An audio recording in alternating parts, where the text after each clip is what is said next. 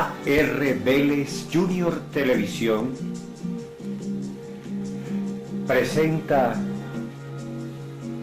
Hablemos, con la colaboración del doctor Jorge Ulises Casas.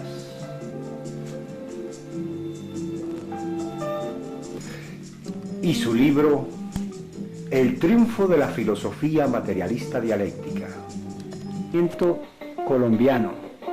Es otro libro del doctor Ulises Casas. Vamos nuevamente al autor para que nos cuente sobre este libro. Doctor Casas, muy buenas, ¿cómo está usted? Bien. Nuevamente queremos agradecerle la colaboración que nos está prestando para la producción de estos programas de Hablemos, y quisiéramos continuar pues en su obra, ahora esta vez con el triunfo de la filosofía materialista dialéctica. Suena interesante este título. Cuénteme, ¿cuál es su contenido? Esto es otra temática, ¿no? Estamos en las temáticas predominantemente políticas, y la cuestión filosófica pues ya es, digamos, otros niveles. Y cuando hablamos del triunfo de la filosofía materialista dialéctica, estamos profundizando en el pensamiento filosófico moderno. La historia de la filosofía es muy extensa y viene desde pues, el momento en que la humanidad ya pudo pensar y reflexionar. Entonces, modernamente, la filosofía ha sido confrontada en diversos espacios. Y la filosofía materialista dialéctica, que corresponde al periodo de alto desarrollo del capitalismo, es una corriente que se sustenta en la ciencia. El materialismo y el materialismo dialéctico es esencialmente un pensamiento sustentado en la ciencia que abstrae, que conceptualiza, que generaliza. Y la ciencia corrobora lo que el pensamiento filosófico muchas veces avanza. Voy a poner un ejemplo. En física, los rayos luminosos eran explicados por dos, diríamos, teorías. La teoría ondulatoria, La corpuscular. Entonces los físicos se transaron durante 50 años, más o menos, sobre si era lo uno o era lo otro.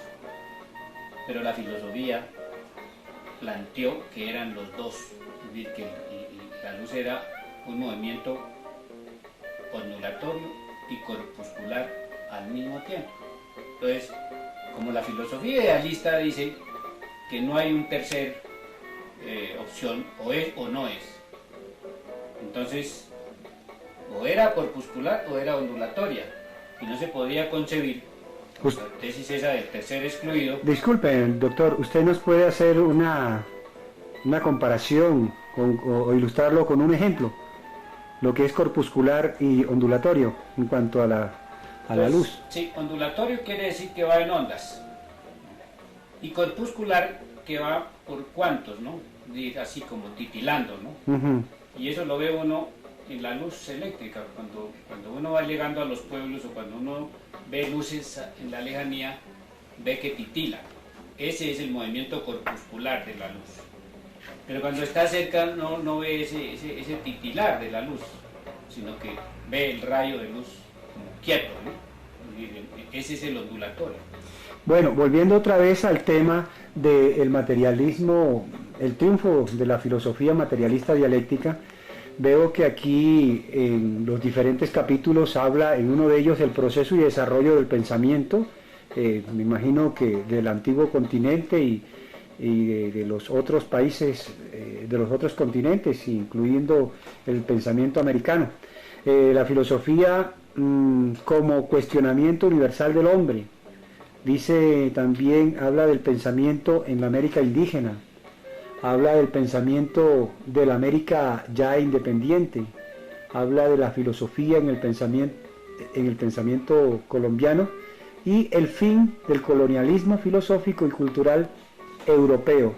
Cuénteme brevemente sobre cada uno de estos tópicos que le he señalado. Por ejemplo, para comenzar, la filosofía como cuestionamiento universal del hombre. Bueno, en ese comienzo, pues, para poder explicar por qué triunfa la filosofía materialista, es importante que el que lee el texto pues tenga una idea general de lo que es la filosofía. De manera que todo texto tiene que ir definiendo conceptos generales para ir definiendo la particularidad de lo que se quiere, el tema que se está estudiando. Entonces, la filosofía es ese pensar en lo general, es ese reflexionar sobre lo existente. Y en ese punto es que arrancamos para que se tenga idea clara y definida de lo que significa el pensar filosófico. No es el pensar cualquiera. Cuando hablamos de pensar, estamos hablando de filosofía. Una persona común y corriente está llevando a cabo una serie de actividades, pero él no está pensando lo que se llama pensar filosóficamente. Que yo pienso irme a la Plaza de Bolívar a ver una manifestación, yo ahí no estoy pensando filosóficamente, no estoy haciéndome una reflexión, ¿no? Pero si yo me pongo a reflexionar qué significa lo que voy a ver, dentro del contexto de la fenomenología de la sociedad y del grupo y de mí mismo, entonces ahí sí ya podemos decir que estamos pensando. Es decir, la filosofía es el pensamiento analítico, pensamiento que cuestiona, el pensamiento que no solamente observa, sino que hace un extracto, una síntesis o se extracta la esencia de lo que se está viendo, de lo que se está apreciando, y asimismo se entra a sentar una posición. Sí, va al fondo del fenómeno, ¿no? A la esencia del fenómeno.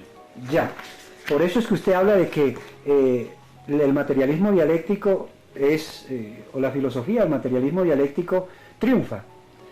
Entonces, cuénteme, en cuanto al pensamiento de América Latina, ¿cómo ve usted ese pensamiento filosófico en ellos o en nosotros? Cada sociedad genera unos pensadores. ¿Y quién es el que puede pensar? El que puede pensar es aquel que tiene asegurada la subsistencia. Porque puede sentarse ahí y tiene asegurada la comida y la vivienda y su vestido durante un tiempo determinado. Entonces eso es, digamos, una minoría de minorías. Y en cada sociedad los pensadores expresan no solamente la generalidad de la sociedad humana, sino la particularidad de cada sociedad. De manera que el pensamiento de la sociedad latinoamericana es muy diferente al pensamiento de la sociedad africana, de las sociedades asiáticas, de las sociedades europeas, ¿no? Ese es importante tenerlo en cuenta porque posteriormente, cuando viene la invasión del europeo a América, le impone el pensamiento europeo a las sociedades americanas, ¿no? Eso es importante tenerlo en cuenta porque es lo que nos puede explicar por qué aquí hay filósofos, pues, o que se llaman filósofos académicos, etcétera, que filosofan, pero filosofan en el sentido del dominio de la filosofía europea, ¿no? De la filosofía predominante en el mundo, porque ¿qué es lo que leen los latinoamericanos? En un comienzo, pues leen lo de los europeos, y después escriben, pero ya tienen un referencial, tienen, digamos, un piso ideológico de carácter europeo, y por eso no pueden desarrollar la realidad latinoamericana, sino muy pocos pensadores. Hay un mexicano que habla de la filosofía latinoamericana, y hay algunos pensadores como los ingenieros argentinos y algunos otros como en el Perú que hacen unos análisis de la sociedad peruana, ¿no? Propios, pero en cuestión filosófica pues es muy difícil que el pensamiento filosófico europeo, asiático, latinoamericano difiera sustancialmente.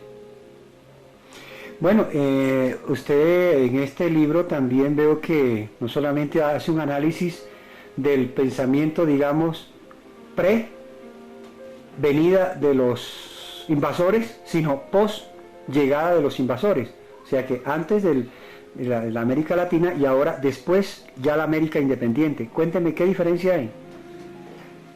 Mira, antes de llegar el conquistador, podemos decir que no había pensadores, porque eran unas sociedades primitivas.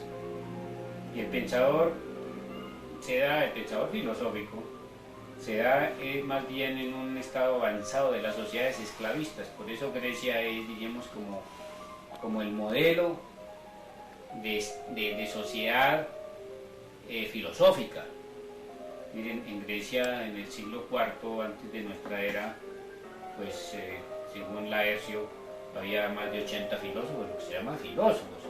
Pero es que esos filósofos griegos eran esclavistas, entonces tenían esclavos, tenían pues satisfechas sus necesidades fundamentales y secundarias, y estaban dedicados exclusivamente al pensar filosófico, como Evóxino, como Heráclito, como Epicuro, en fin, ¿no? Demócrito. Todos esos personajes pues podían. Y además la estructura de la sociedad generaba esa clase de personajes. No es que un personaje por A o por B circunstancias apareció en la historia y entonces es un genio, es una especie de Dios. No, es que es la estructura de la sociedad la que genera los pensadores. Entonces, en las sociedades indígenas pues no podía haber pensadores, porque no eran sociedades esclavistas de tipo griego, que era una sociedad esclavista mercantil, productiva altamente, ¿no? Y estas eran sociedades más bien agrícolas, donde también había esclavos, pero los esclavos eran de diferente carácter a la esclavitud griega. Entonces, digamos, aquí había pensadores, en el sentido de que había pensadores en Egipto, en Babilonia, en Asia, ¿no? Y por eso nos explicamos las construcciones arquitectónicas de los mayas, de los aztecas, de los incas del Perú, ¿no? Los caminos que hicieron los incas, que son, digamos, verdaderas obras de ingeniería civil, los calendarios, el desarrollo en la astronomía, que tuvieron estas sociedades, ¿no? Pero no alcanzaban todavía, cuando llegue el español, a tener pensadores filosóficamente hablando. Bueno, y ahora particularizando aquí en nuestro país, cuénteme del pensamiento filosófico colombiano, ¿cómo anda? Pues yo personalmente creo que no hay un pensamiento filosófico propio, porque las facultades de filosofía de estos países, no solamente de Colombia, son facultades más bien de historia de la filosofía y de la historia de los filósofos de otros continentes, fundamentalmente europeos y particularmente alemanes. Mira, aquí se cree que, y se ha venido pues desarrollando ese modo de pensar, que son los alemanes los que pueden filosofar, porque el idioma alemán es el que se presta para la conceptualización, para la generalización, etcétera, etcétera. Y eso pues es falso, porque es digamos, como el colonialismo cultural que se ha venido ejerciendo como consecuencia del colonialismo económico que tuvo sus inicios en la conquista de este continente. Entonces, si usted va y ve los profesores de las universidades en donde se enseña la filosofía, encuentra que están comentando a Kant, hablando de Nietzsche, hablando de Fichte, hablando de Hegel, ¿no? Y otros hablando hasta de Marx. Marx no fue filósofo, entonces llevan de una vez el terreno, llevan la discusión, no el debate o el análisis, al terreno ya de tipo puramente político e ideológico. Bueno, lamentablemente se nos ha acabado el tiempo y ya tendremos que esperar al próximo programa para continuar con este que se llama Hablemos. Y estamos hablando precisamente de la Escuela Ideológica de Filosofía, Historia y Economía Política. Hasta la próxima.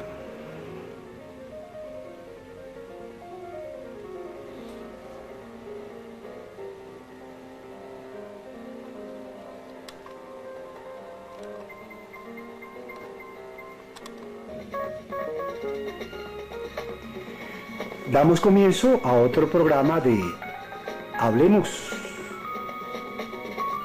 Hablemos de la Escuela ideológica de filosofía, historia y economía política. O más bien, continuemos hablando de la obra de su director Jorge Ulises Casas.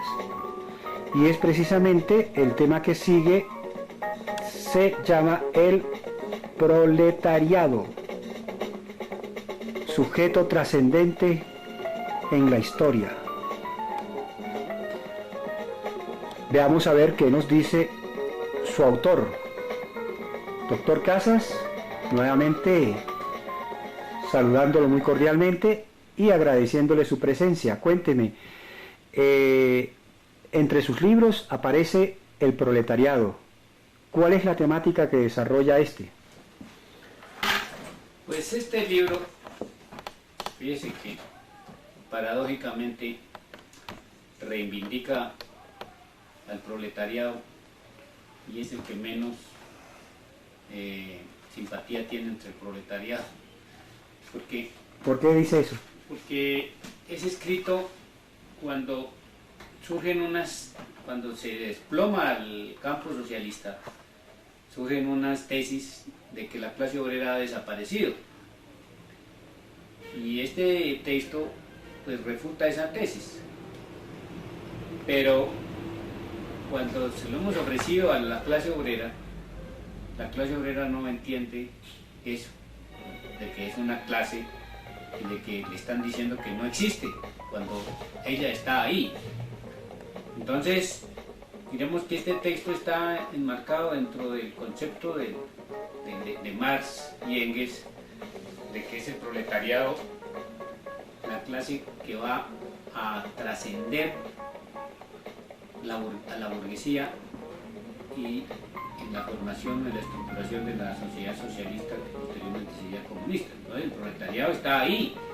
Lo que sucede es que las luchas de la clase obrera, o lo que se llama el proletariado, no han sido las mismas y han tenido los vaivenes del proceso histórico natural al desarrollo, a la evolución de la sociedad humana. O sea que hay que resumir que el proletariado surge con la burguesía, o surge en la medida en que el mercantilismo se da, y la industrialización, en fin. Claro, es decir, el capitalismo genera a la clase obrera, como genera también a la burguesía, pero los dos son una unidad de contrarios, ¿no?, que son generados por un fenómeno, que es el modo de producción capitalista. Y ese modo de producción capitalista es un fenómeno histórico, que quiere decir que así como aparece, desaparecerá. Entonces también, en la medida en que desaparece la estructura, pues desaparecen las clases sociales. Ajá. Me gustaría dar lectura a los capítulos que en este libro se aprecia. Por ejemplo, ¿qué son las clases sociales? La clase obrera en sí, la clase obrera en la etapa imperialista del capitalismo, el protagonismo histórico de clase, la organización gremial, o sea, el sindicalismo, las ideologías, las expresiones políticas de la clase obrera y la trascendencia histórica del proletariado. En síntesis, ¿qué podría decir usted para ver si por fin el proletariado u obrero entiende este libro? Bueno, el texto, pues, naturalmente va como todo texto conceptualizando, ¿no?, y explicando qué es el proletariado, qué es la clase obrera, qué son los sectores populares y cómo se forman las clases sociales en la sociedad capitalista, cómo había anteriormente pues unos sectores también sociales determinados que correspondían a las estructuras económicas en evolución, para pues afirmar que en la trascendencia de la sociedad capitalista históricamente temporal, pues va a haber una sociedad en la cual, al desaparecer la estructura de corte capitalista, pues va a haber otra clase de personajes al frente de eso, que son los que trabajan, es decir, son los sectores que producen, ¿no? Es decir, no habrá zánganos, no habrá parásitos sociales en una sociedad del futuro. Y esa sociedad la va a armar el proletariado, porque el proletariado es el que produce los bienes que necesita la sociedad para subsistir material y culturalmente. Entonces el proletariado de hoy no sería el proletariado del mañana, ni el que conformaría o estructuraría otra sociedad. Eso estaría compuesto por personas de muy avanzado conocimientos técnicos, ¿no? Pero también ideológicos y culturales que trascenderían la ideología de propietario, que es la que tienen todavía los obreros. Entonces la clase obrera, decía Marx, es una clase en sí, es decir, que existe ahí está, ¿no? Pero no tiene conciencia de que existe como clase social, enfrentada a otra clase social que se llama la burguesía. Esa era la pregunta que quería hacer a continuación. ¿Cómo se le puede hacer entender al obrero y a la sociedad en general de que es necesario tomar conciencia de clase? Pues nosotros consideramos que a través de la historia, del conocimiento de la historia. De que la historia, como dijo alguien, es la madre de todas las ciencias, porque es lo que hace el ser humano.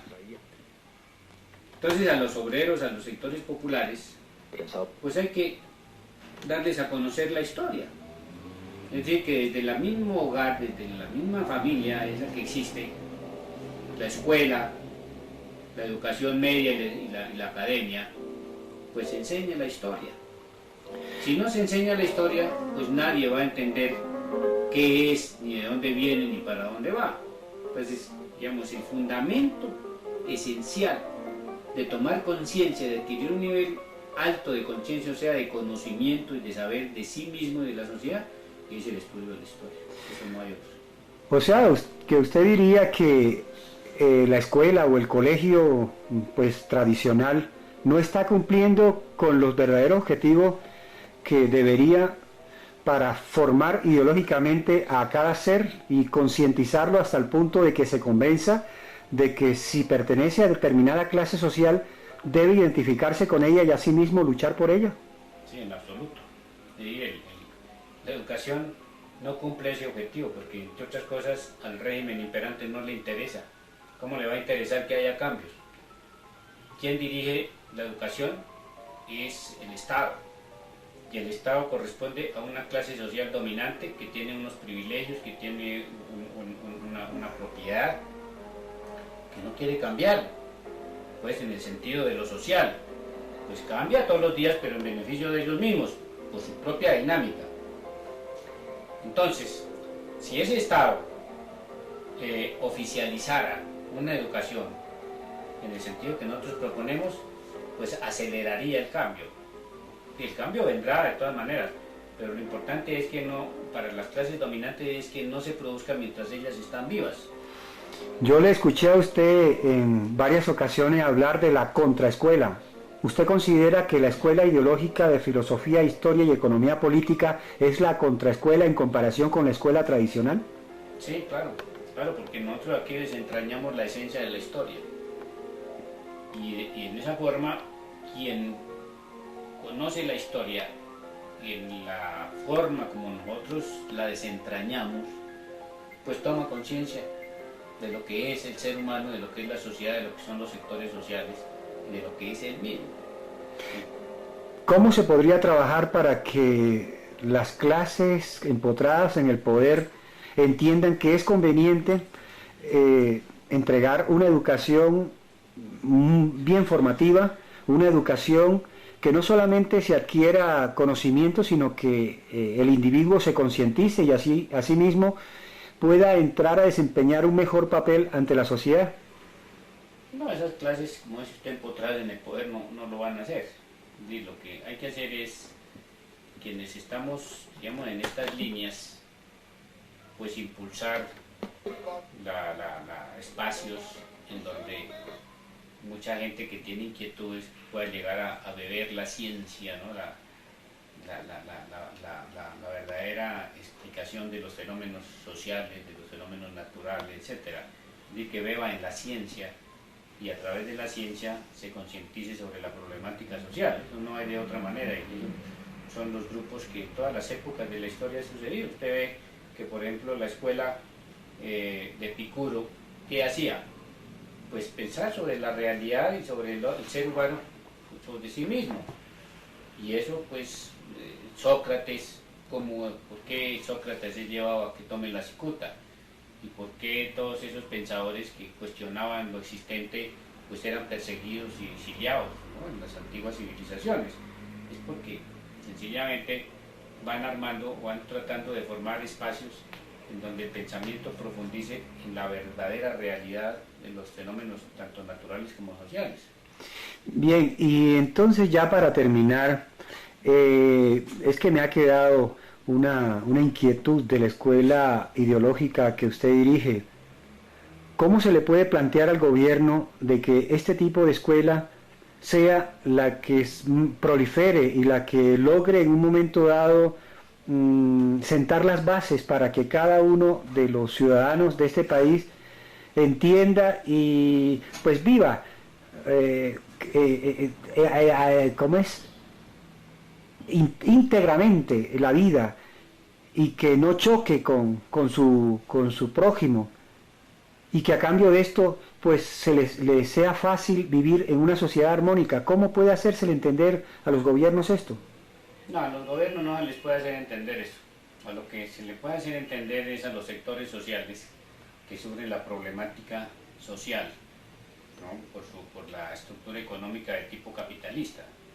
Y esos sectores sociales, que son los barrios populares, las veredas, los grupos culturales, artísticos, etcétera, etcétera, los sectores populares, digamos los defensores de la humanidad, del medio ambiente, etcétera, etcétera, pues sería a los que se les podría indicar, dentro de los cuales se podría difundir un pensamiento filosófico como el que desarrolla la Escuela Ideológica de Filosofía. Y entonces, por último, dígame, este libro del proletariado, ¿será que puede desempeñar el papel para el cual fue escrito? ¿O ve usted muy difícil de que pueda surtir el efecto pues que se esperaba? Es muy difícil en este momento porque, digamos, la situación de la sociedad moderna, de la sociedad actual, es una situación de alienación completa. Es decir, el apabullamiento de tanta mercancía, de tantas cosas, ¿no?, impide que piense el obrero, que piense los sectores populares, ¿no? Es imposible porque está ahí la televisión, está la radio, están los deportes, el internet, es decir, está el internet, está tanta cosa, los aparatos que cada día son más modernos, por ejemplo los teléfonos móviles, que ya trae internet, que trae computación, que trae, bueno, no, una cantidad. Entonces el individuo, ¿a qué hora va a pensar?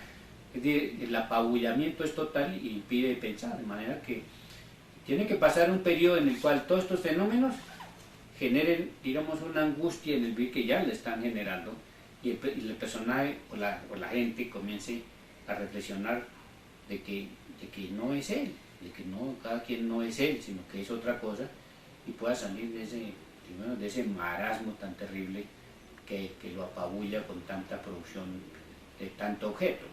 Bueno, yo veo que usted poco a poco podría estar incursionando en otro tema de uno de sus libros, que se llama La alienación, al cual tendremos que llegar. Pero haciendo una breve síntesis de la alienación, es exactamente eso, que el hombre se siente representado en el objeto que tiene, y ya tendremos oportunidad de hablar al respecto. Por el momento, agradecemos a las personas que nos están viendo y les invitamos para los próximos programas. Esto ha sido todo por hoy en Hablemos. Esta vez, hablando de la Escuela Ideológica de Filosofía, Historia y Economía Política. Hasta la próxima.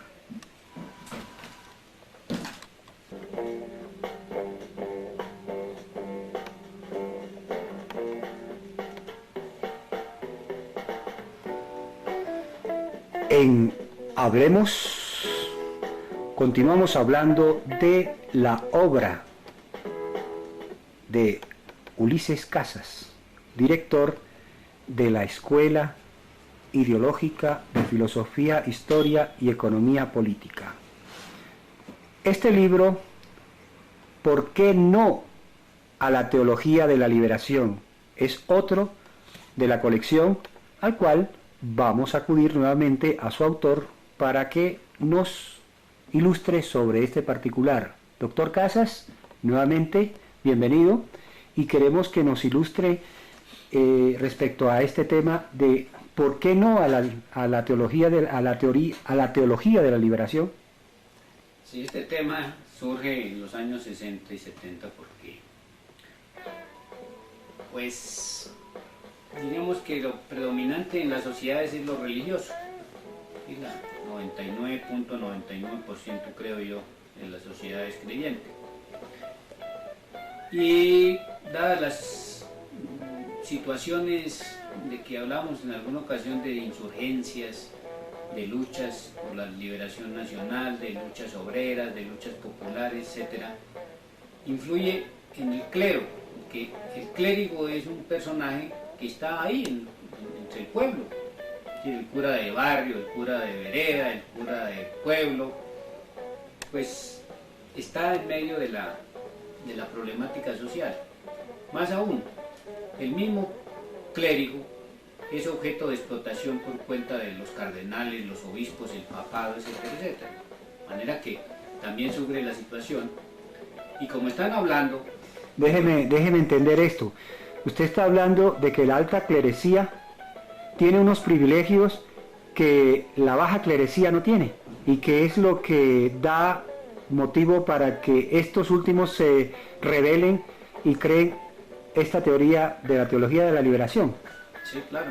Es decir, la iglesia es una jerarquía, y como jerarquía expresa, digamos, las mismas jerarquías económico-sociales de la sociedad. Es decir, para llegar a obispo y a arzobispo y a cardenal y a papa, no se necesita pertenecer a un sector de clase también acomodado. Es decir, el curita ese de pueblo que salió de los estratos populares, ese para que llegue a obispo tiene que haber algunas condiciones muy especiales. De manera que ese clero de pueblo, que pertenece a los sectores populares, el muchacho que se fue para el seminario a hacerse ordenar de sacerdote, pues también, es decir, sufre los rigores de clase y de esa clase de sectores populares. Entonces, como la situación se va generalizando y como se veía venir hacia todo el planeta los sistemas socialistas, porque después de la Revolución Rusa bolchevique viene la Segunda Guerra Mundial y entonces aparecen los regímenes socialistas o comunistas de Europa Oriental, y en los años 50 la Revolución China, que trae al socialismo 900 millones de habitantes, y luego viene Cuba, y luego viene Vietnam y Camboya. Bueno, entonces pues el clero también se ve influido por eso y dice, no, pues lo que hay es que prepararnos para actuar dentro de esa nueva sociedad que es la sociedad socialista que va a dominar el mundo. Pero está hablando de la clerecía pobre. Sí, claro, y ellos ven eso también. Entonces ellos se mezclan dentro de esos movimientos y dicen, pues en el futuro y en la sociedad de ese futuro que va a mejorar las condiciones, tiene vigencia los principios cristianos. Y aparece entonces la tesis de la teología de la liberación, que significa que la religión católica o las religiones tienen la esencia y el contenido ideológico para una nueva sociedad más igualitaria, para una nueva sociedad no capitalista. Y eso pues surge prácticamente aquí en América Latina, esas tesis en el Ecuador. Hay un teólogo de apellido Gutiérrez, pero también los europeos, en Centroamérica. Todo eso pues va armando la tesis de la teología de liberación, que incluso llega a plantear que el cristianismo es un marxismo. ¿Cómo se explica eso? A ver. Entonces eso se explica porque estos teólogos consideran que el cristianismo es una doctrina de los pobres para los pobres. Como los pobres de hoy son los obreros y los sectores populares, entonces con la doctrina del cristianismo, que es de los pobres y para los pobres, se puede construir la nueva sociedad, que es la nueva sociedad que los comunistas y que Marx plantean. Entonces, como es una nueva sociedad de igualdad, de satisfacción de todas las necesidades, pues no hay ninguna diferencia entre el marxismo y el cristianismo, ¿no? Entre el comunismo y el cristianismo. De manera que hay que unirse y construir esa nueva sociedad de brazos todos comunistas y cristianos. ¿Y usted qué opina de esto?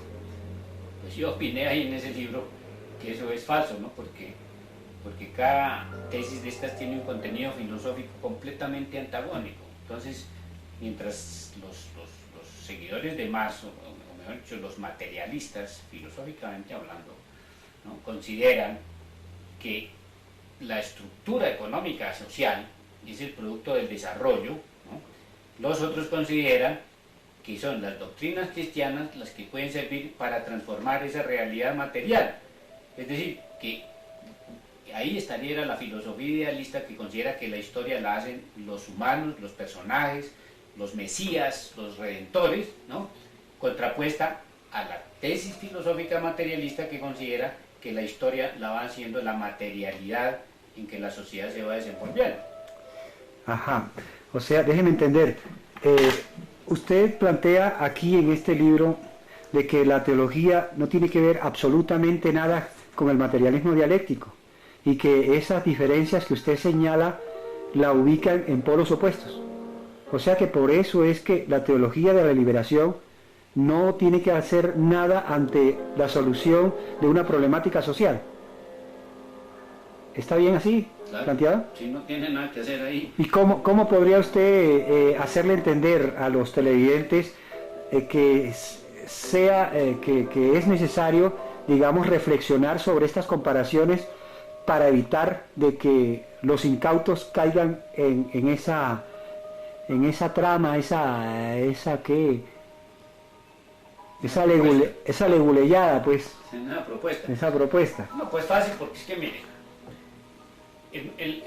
los sandinistas en Nicaragua, que ganaron el poder a través de la lucha armada, llevaron al Estado a 4 sacerdotes representativos de la teología de la liberación.